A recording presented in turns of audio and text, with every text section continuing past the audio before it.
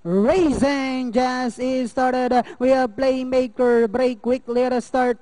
Showmaster in the middle portion is Power Negotiator. Down on the inside, Kimagure, Don Martino, perhaps Love comes next.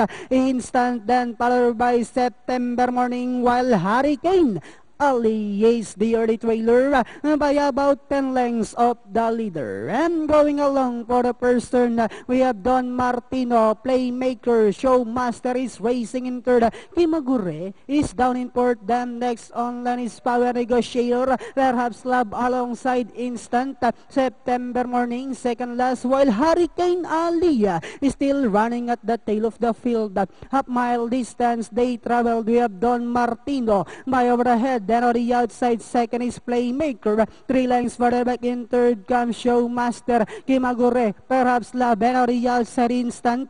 Power Negotiator, Hurricane Ali. While September Morning now racing in less. And on the far turn, we have Don Martino by about half length. Playmaker in second, Showmaster, Kimagure. Then here comes Hurricane Ali. Finds some opening down on the inside as they swing for home. Showmaster, Hurricane Ali is running by the rail. We have Hurricane Ali now takes command by about 2 lengths.